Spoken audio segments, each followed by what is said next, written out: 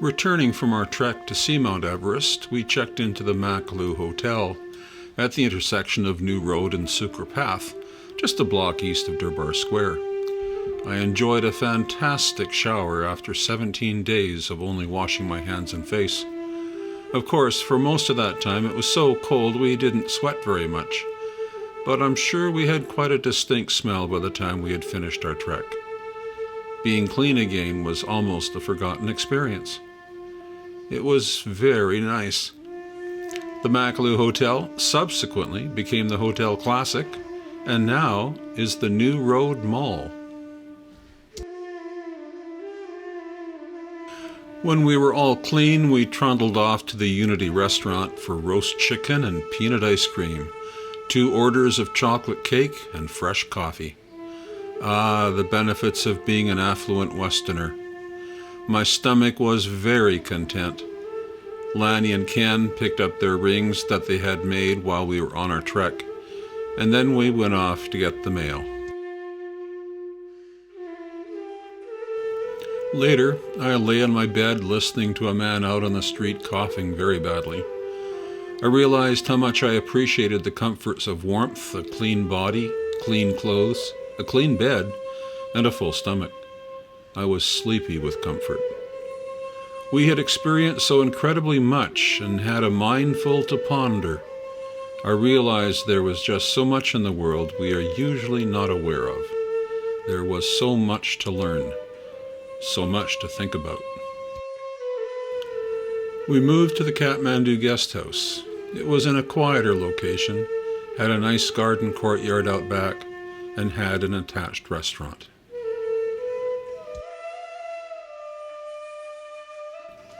If I remember correctly, it was run by a Tibetan family.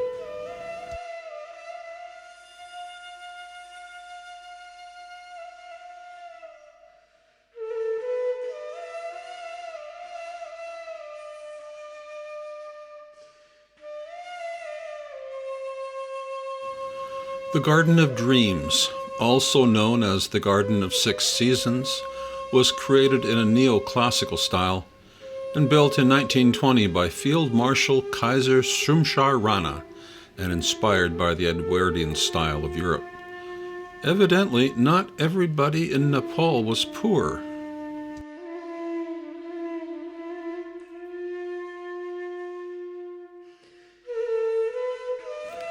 One of the most interesting things during our time in Kathmandu was our relationship with a jeweler. His name was Diol Shankaltal Shrethal. Lanny and Ken first started meeting with him, and soon all 3 of us were involved in almost daily sessions with him.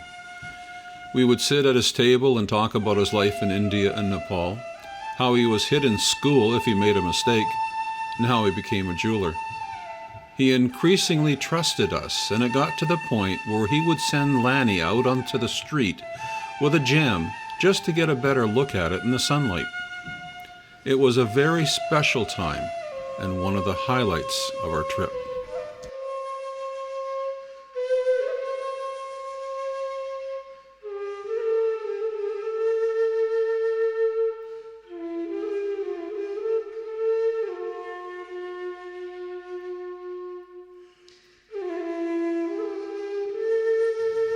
He was kind of like a father figure. He was kind, honest, and generous. He even got Lanny a cake in celebration of Christmas.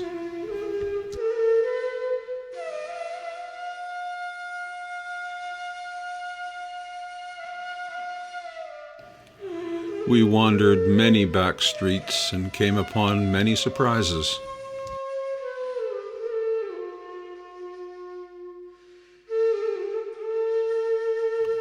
This stupa, like others, is a dome-shaped Buddhist structure that typically houses sacred relics and is used as a place of pilgrimage and meditation. It symbolizes the enlightened mind and serves as a reminder of the potential for enlightenment within all beings.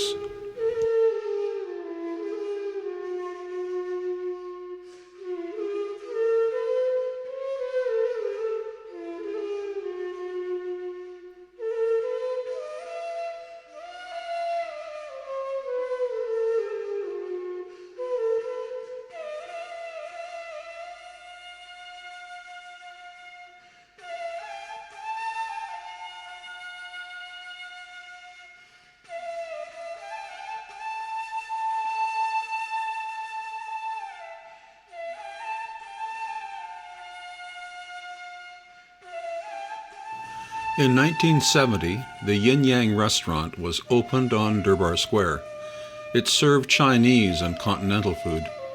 The restaurant quickly became famous and has lasted for decades. Today, it is located in the Tamil district, owned and operated by the third generation of the original founder.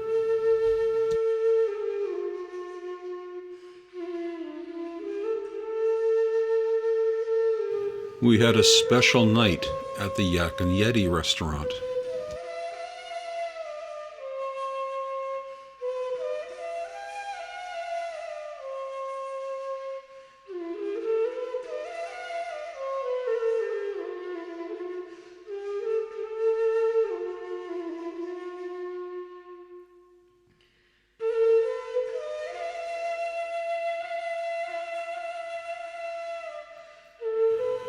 When the jeweler found out that I was soon leaving on a bus trip back to England, he had his son take us out for the evening. Now, the daily wage for the average worker in Kathmandu at that time was about $1 Canadian per day. He took us to the Yak and Yeti restaurant, and the equivalent of $30 Canadian was spent on us. That was the month's wage for the average Nepalese worker.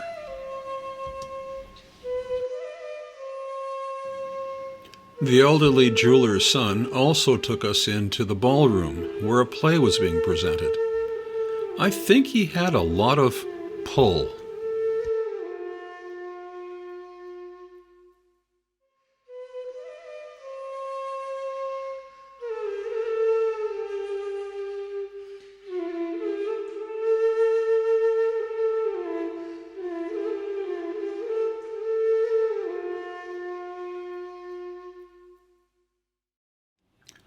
I had bought an airline ticket to Calcutta. I was going to go by myself and see one of the poorest parts of the world. But then Lanny and Ken found an advertisement for a bus ride back to England. That was too tempting to pass up. I cashed in my airline ticket and signed up for a very long bus ride. But first, I would need some extra passport photos for the visas I would need to go from one country to another. It is roughly 9,500 kilometers to drive from Kathmandu to London, England. I didn't know it at the start, but it was going to take 41 days. It was also going to involve a tragic accident, a run-in with the Shah's secret police, and a bus's engine seizing in the eastern Iranian desert. And this was wintertime. The passengers on the bus ranged in ages from 5 or 6 to their early 60s. However, most of them were in their 20s.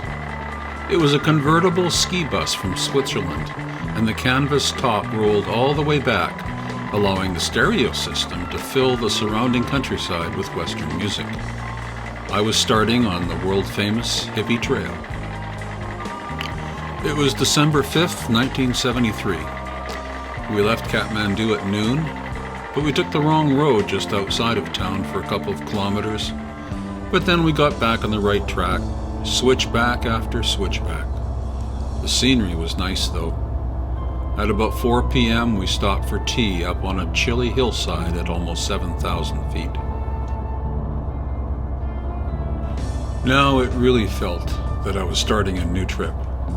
I was on my own, yet I wasn't. I was with a busload of people I just hadn't gotten to know yet.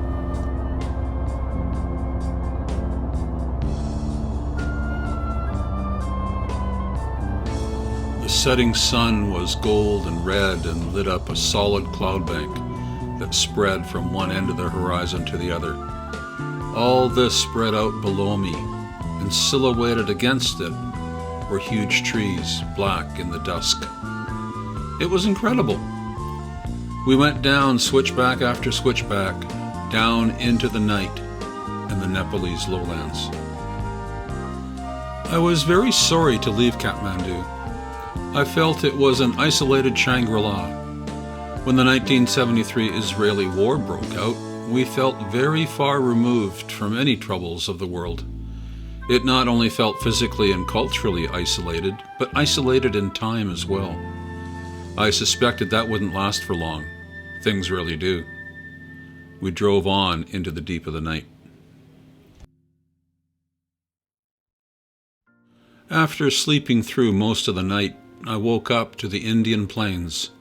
We soon passed the city of Patna. The river Ganga looked very big, brown, and slow-moving. There were lots of palm trees along the road and large wooden carts with an incredible number of cows everywhere. We got into Varanasi in the early evening and stayed at the Hana Lodge for 10 rupees, or $1, and I shared a room with a Norwegian named Carl. In the morning, Carl and I took a rickshaw and headed for the Ganga and the funeral pyres. There were many people bathing. There were beggars, of course, and the architecture was quite different from Kathmandu.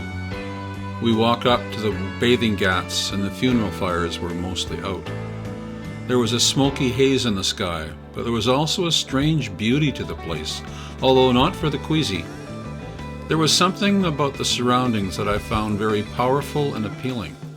The devotion of the people to their religion seemed to be taken very seriously, the result of a very long tradition. I also felt there were very few things hidden in this part of the world.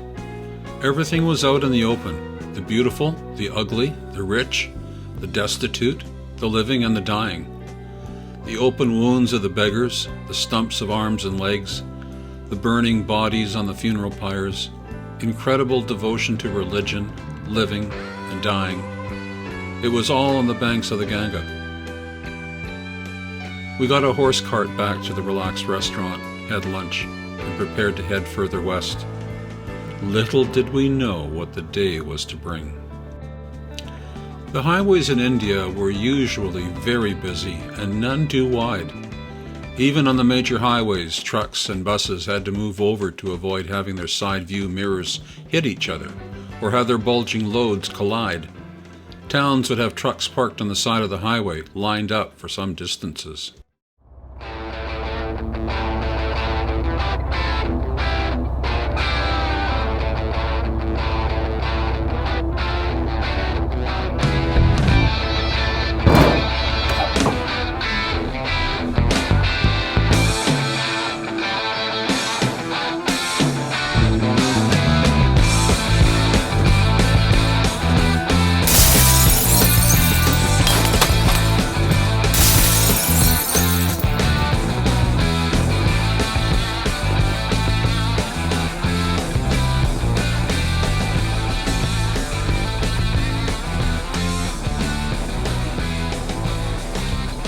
The bus driver quickly forgot any ideas about pulling over to the side and instead did his best to put as much distance as he could between the scene of the accident and us.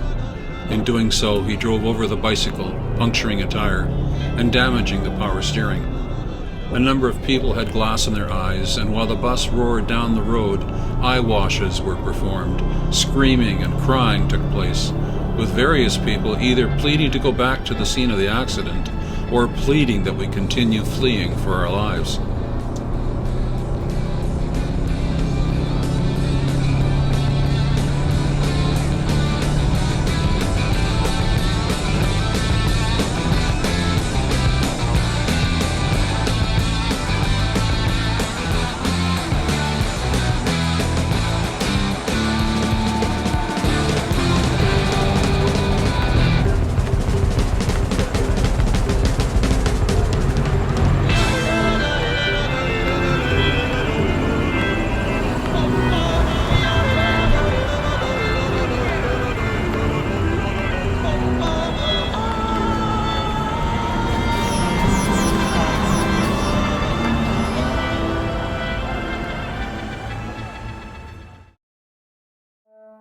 We traveled into the night, and after the emotional turmoil of the day, I didn't sleep very well.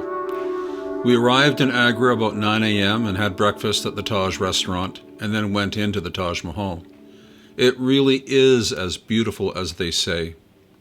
I had unfortunately built it up in my mind so much so that when I saw it, it didn't really live up to my magical dreams.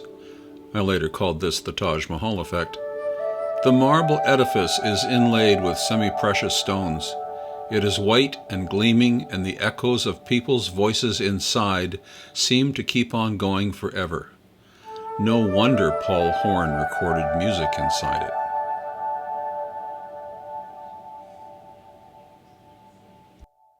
We drove on to New Delhi and parked in Connaught Circle in the center of the city. Carl and I finally found a guest house to stay in on Janpath Lane. We went to the quality restaurant to have for what was for us a decadent dinner, far cry from some of our meals at local truck stops. The food was delicious. I slept like a log, despite a mattress that had seen better days. While the bus windows and brakes were being fixed, we had a few days of rest. After having breakfast at the new coffee house with some of the others from the bus, we later sat around at the guest house, talked, drank beer, and strolled the neighborhood. We went to a place called The Cellar for supper. It had loud music and good food. I even had steak with mushrooms, French onion soup, and ice cream with Kona coffee. Boy, was that good. Over the next couple of days, I visited Mohan Singh's palace and the Afghanistan embassy with Pierre and Usa to arrange for visas. I found it interesting that they would only accept American cash for payment. I visited the National Museum as well. It was filled with carvings, statues, and some unbelievable miniature paintings. I also enjoyed meals with Billy, Judith, Anderson, Wink, and Pam. I had new friends. You are never alone for long. Wednesday, December 12th, 1973, we leave New Delhi. I got up around 8:30, had coffee, addressed my letters, and organized my pack. I mailed my 2 postcards and letters and set off to the telephone office. I had my call put through and then sat down to wait. You have to remember that this was India in 1973. Few things happen quickly or the way you were used to. I put my call in at 10 a.m. and at 11:30 something finally happened. A call came through only to find out that Lynn wasn't home.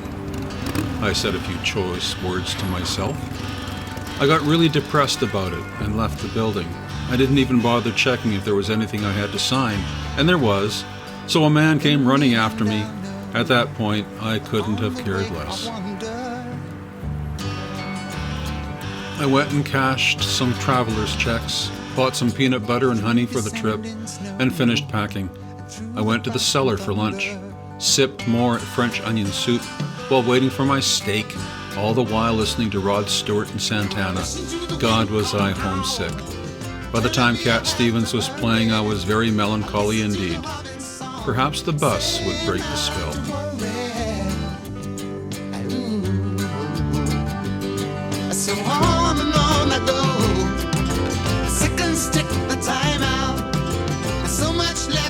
The bus, equipped with some new side windows and power steering, finally pulled out about 3 p.m. with fewer people than it had when we arrived. The stress of the accident had obviously affected a number of people. We did take on a few new people, though. In spite of the recent past, I really looked forward to what was around the next corner.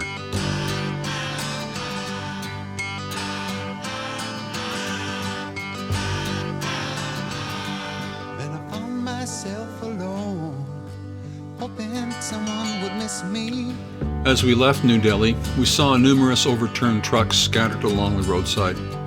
It didn't give you much faith in Indian driving ability. I didn't go to sleep that night until about 3 a.m. when we stopped outside Amritsar to wait for the Pakistan border to open. Thursday, December 13th, Amritsar to Peshawar. Another cloudless sunrise and we're moving again. We got to the Pakistan border crossing and started the lengthy process of going through immigration and customs. We saw some oxen carts loaded with straw so heavily that you could hardly see the oxen.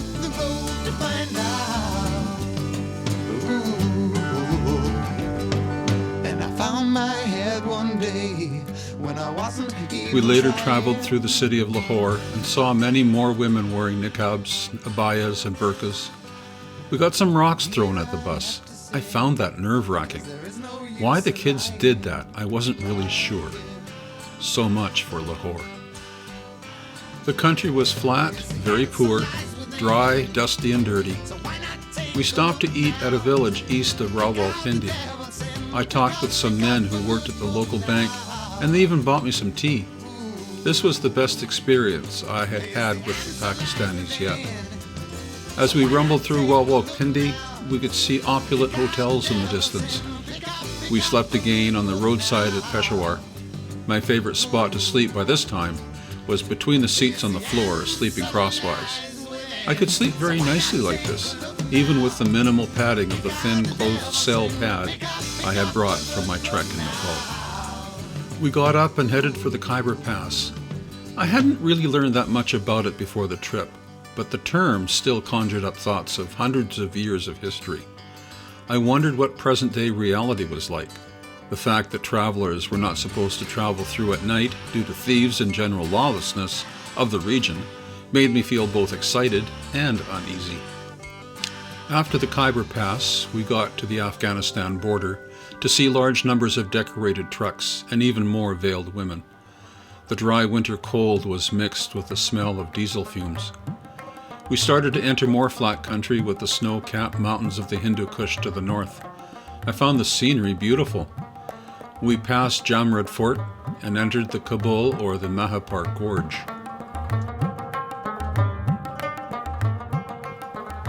The Kabul Gorge is incredibly impressive. It is very narrow and the walls of the canyon are precipitous. The road has to switch back up the steep sides of the canyon walls and at one point has to tunnel its way through. In later years, I was to watch news footage of Afghani Mujahideen rebels picking off Russian convoys on the same road.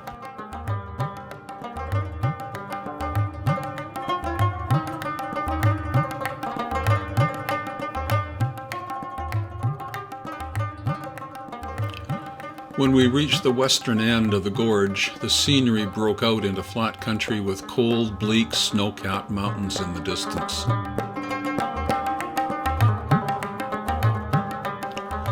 As we got into Kabul, we saw a neon stop sign. Civilization at last. Well, in a few ways perhaps. We booked into the Green Hotel and got a bed. Good food and music as well as 20 Afghanis a night. $1 bought 67 Afghanis in 1973. I traveled the next day to the Iranian embassy to get a visa and cash a traveler's check. I had an omelet for supper, along with lemon and banana pie. Ah, Kabul. December 16th, and it snowed a couple of centimeters last night. Porridge, tea, vitamins, 2 chloromycin, and I'm set for another day in Kabul.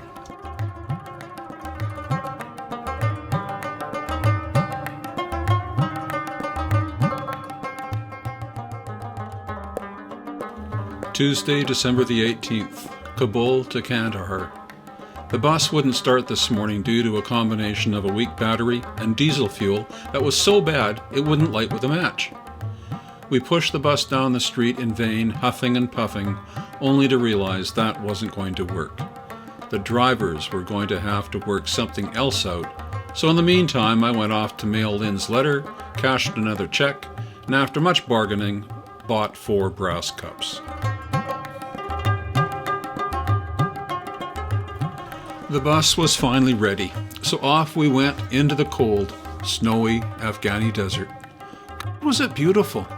There was something about the extreme desolation that was definitely appealing. We stopped in Kandahar for tea, although the guy didn't want to give us any at first. We finally joked and prodded him enough so he would give us some. It was a very starry, cold night. The bus heater didn't work because of a problem with a fuse. I could see my breath in the bus without a problem. Some of the people on the bus had not prepared for the cold at all. I loaned a guy in the bus my nice heavy woolen turtleneck sweater. Later I found out that he and his young son were loaded with fleas, so I let him know he could keep it. The Afghani desert and mountains. What a desolate and yet beautiful land. Sand, tumbleweed, rocks, camels, donkeys, and one straight road. It was beautifully stark.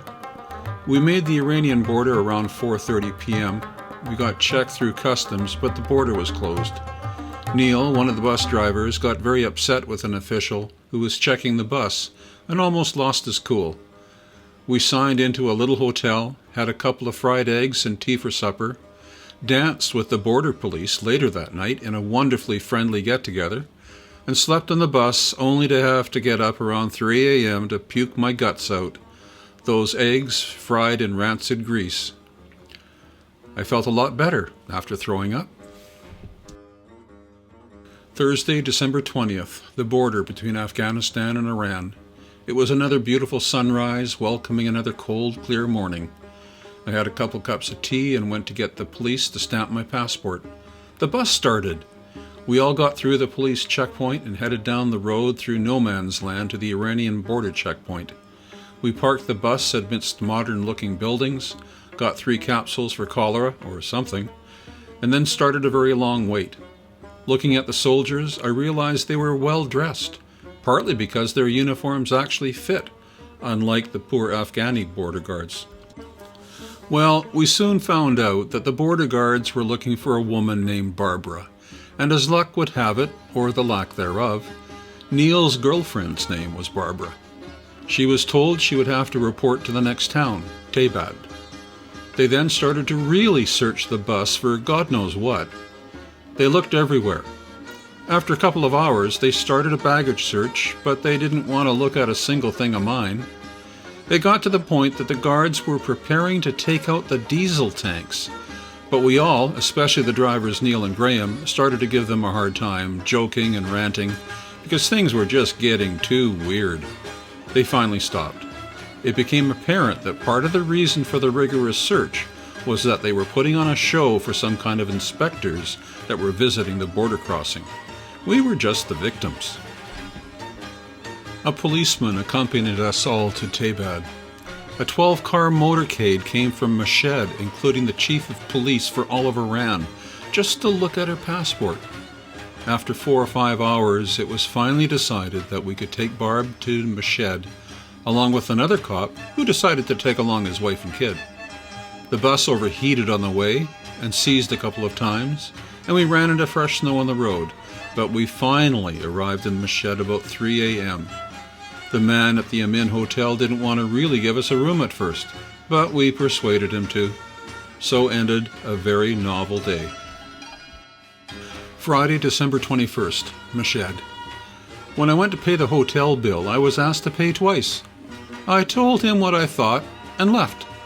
The next thing he was going to do was withhold Graham's passport. Fortunately, there was a fellow there who spoke English, and the guy behind the desk didn't get plowed. What was happening with Barbara? We didn't really know, except that she was being questioned by the supposedly non-existent Iranian secret police. This was the time of the Shah, supported by the U.S. government. I helped Graham on the bus for a while, and then we went down to the mosque and checked into a different hotel. We watched Laurel and Hardy in Farsi, read my Time magazine, and threw up my eggs, bread, and Coke. In the evening, I threw up again, and then settled in for a good sleep.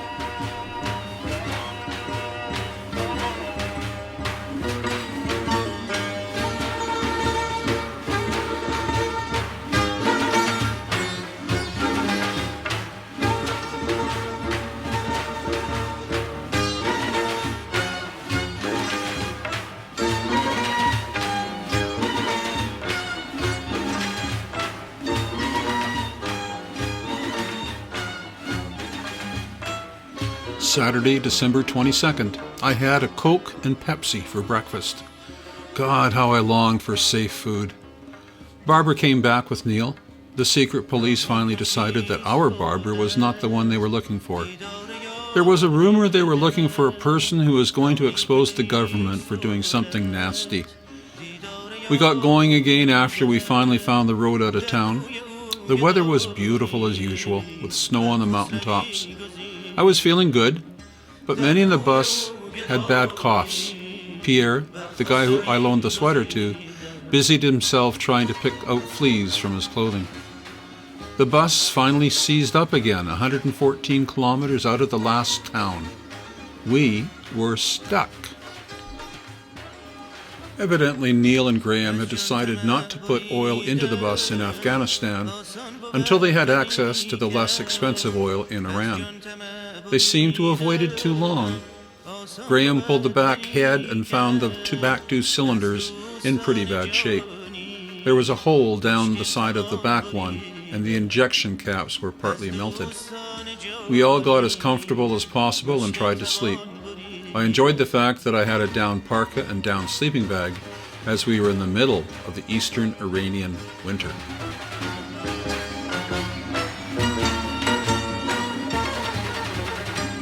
We went for a walk down the road and found a gas station and cafe. Yahoo!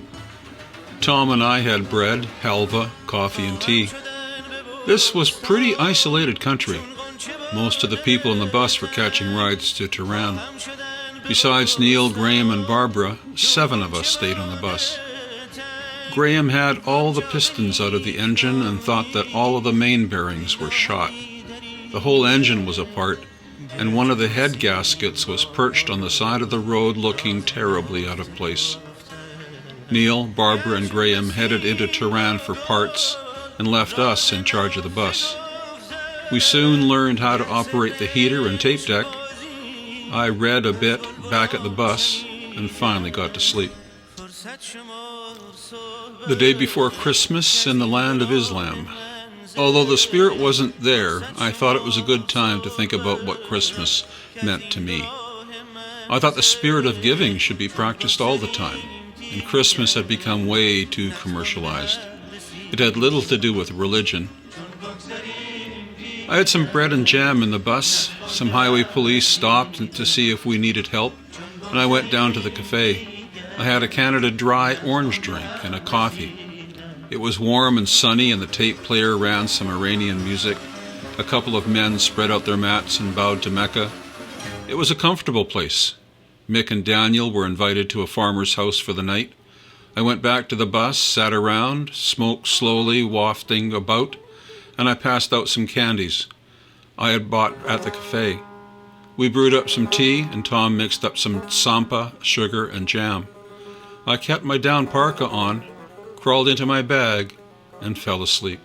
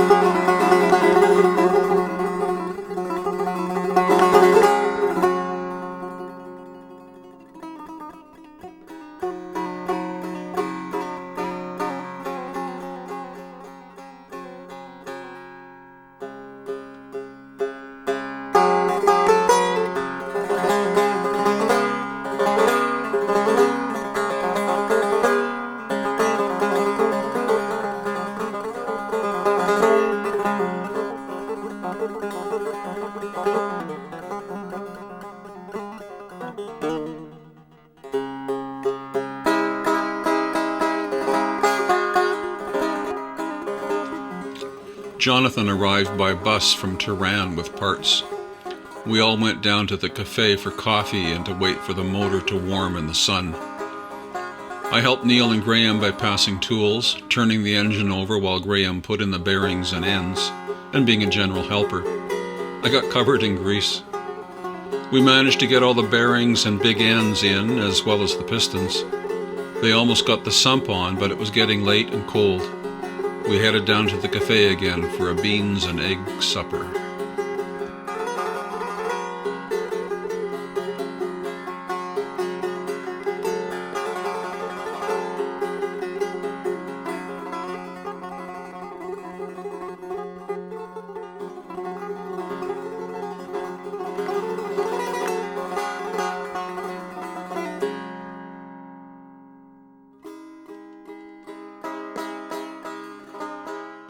Friday, December 28th, 1973, and the town of Kordkoy.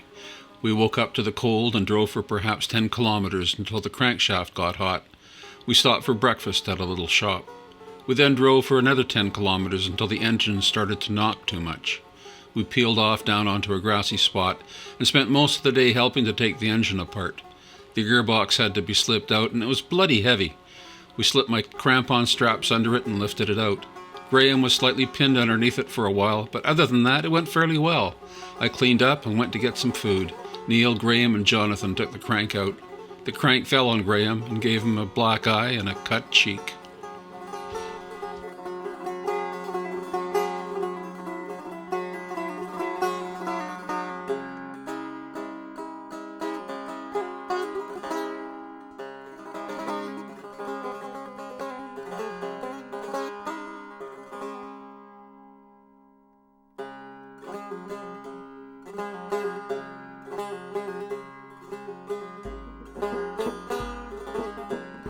We went for a tea, but then a bunch of school kids started to follow us. We retreated into a tea shop where the students crowded outside, peering through the windows. The shop owner chased them away with a stick. It sure made me feel that we were viewed as oddities. We returned to the bus, did a bit of reading, then later walked through the drizzle for supper. I had a delicious combination of stew, onion, bread, and tea. With a full stomach, I settled into my warm sleeping bag. It's surprising how good food and warmth can improve one's state of mind.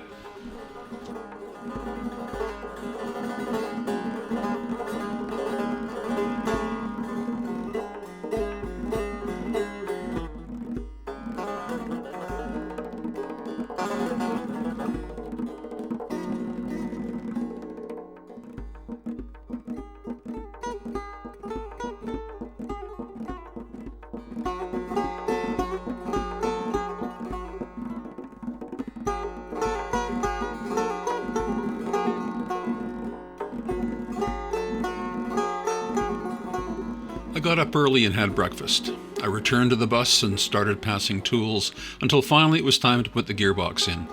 We made a pile of stones under it while Neil jacked up the rear end. With a mighty heave, we managed to lift it onto the bolts from the engine and get the nuts on. By sundown, it was almost ready to go. I left Neil and Graham putting in the radiator while Willie and I went to have tea. After a while, we learned that the bus had started up beautifully for about 5 minutes and died. They got a tow from a tractor, but it died for good. We collected up in Mick's hotel room, close to the bus, and had our own version of a summit conference. That was a very different New Year's Eve. The next morning, Graham and I decided to hitchhike to Tehran together. We bought some dates and halva, packed everything up, watched Willie feverishly selling bits of the bus, and got a ride with an Iranian who picked up a load of oranges. It was a strange ride. The driver refused gas money, but when we finally arrived in Tehran very late that night, then he wanted money. He had driven to a warehouse shipping area that was almost deserted, save for a few Iranians. We felt vulnerable and angry. I still carried my ice axe, and Graham was big and rough-looking. We told our driver that we would pay him if he took us to a hotel of our choosing. He finally agreed. When we got to our hotel, I picked up my pack, a toolkit left over from the bus, and had the money between my teeth. I looked deep into the driver's eyes and forced him to take the money like that. Looking back on it, I'm not sure if our lives were in danger at the warehouse area, but we sure didn't feel safe being left there. The driver had to have known that. Some trip.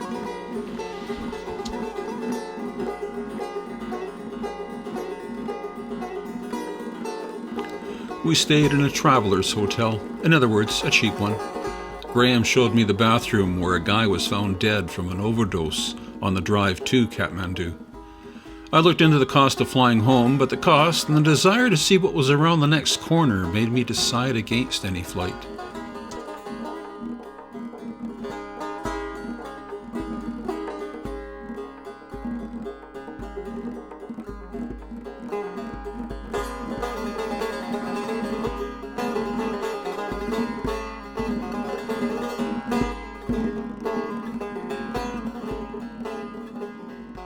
I had a breakfast of sorts at Maku. It was a very cold, harsh place, not a tree in sight. There were rugged, snow-covered hills in the distance. The sky was hazy with fresh snow. We got through both border crossings in about half an hour. It was fantastic to have no hassles. The Iran side, coming from Afghanistan, is supposed to be one of the strictest in the world. The Turkey-Iran crossing must be one of the easiest, next to the Nepal-India crossing, of course.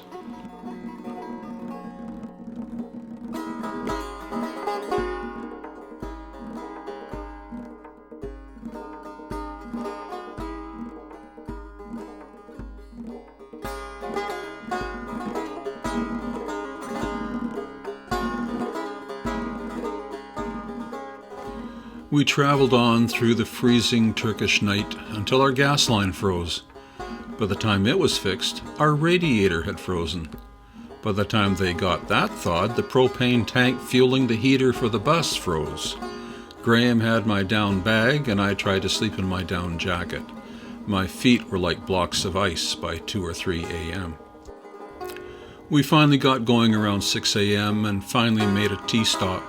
With no heater in the bus, it had been an incredibly cold night.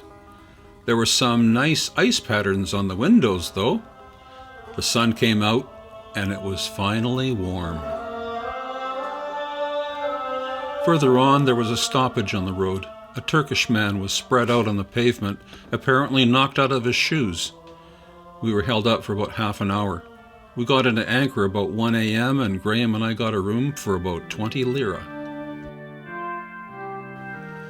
In the morning, while turning on the sink tap, Graham accidentally turned the shower on himself. What a way to wake up. I had some, or should I say, I started to have some unappetizing soup for breakfast. I ended up relying on Pepsi for nutrition. The woes of Turkey in the middle of winter. We got our gear and made our way out of town. We saw the Mediterranean around sundown.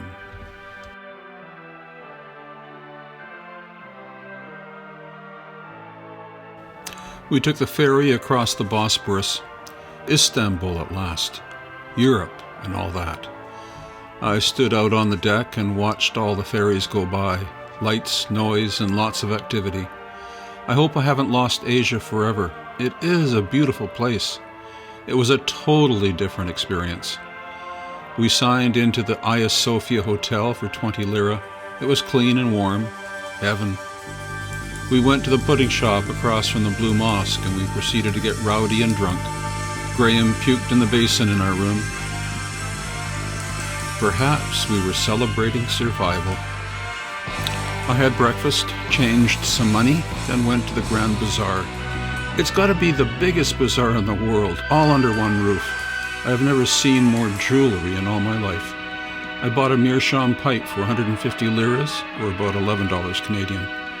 Tom arrived on public transport in the morning, so there was quite a gathering in the lobby. It was good to be amongst old friends again. Graham is going to help drive the bus to England, so our fare is halved. Going through Europe should be interesting. The German border could be a big delay, though. We had our hammam bath in a 300-year-old Turkish bath. We got the full treatment. Massage, rubbed down with soap, and 1 bottle of beer. It was great. We had dinner at Yemen's, an unusual place, small, loud, friendly, with cheap prices. It was so nice to sit in a warm spot with a full stomach, money in my wallet, and a warm bed to go to. All was right with the world.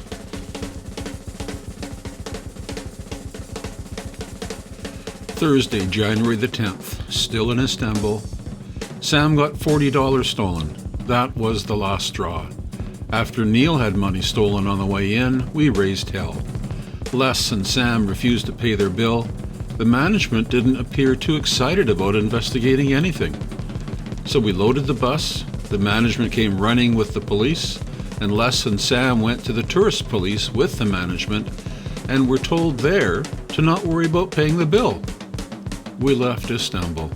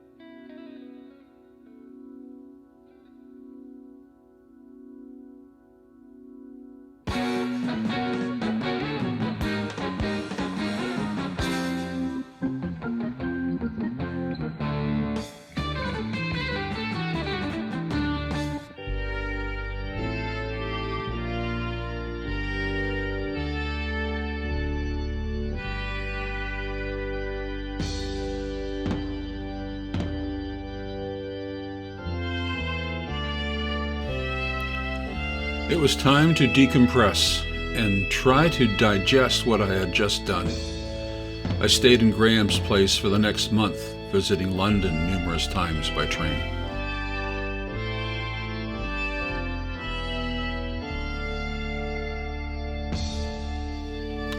I had learned that a person can become comfortable in many places in the world. Home is not necessarily a place, but a state of mind. I realized how lucky I was to have grown up where and when I did. I had gotten a much better idea of what was important in life, and it wasn't about acquiring more stuff.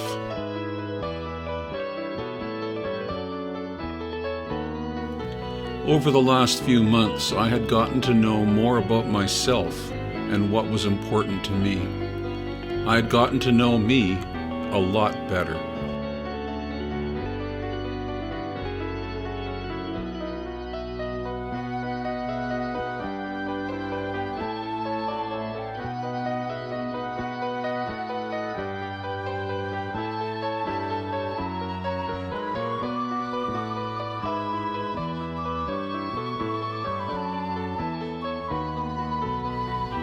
I finally was ready to fly home. This stage of my life was over, and a new stage was to start. I was returning a changed person. I think traveling is ideally supposed to do that.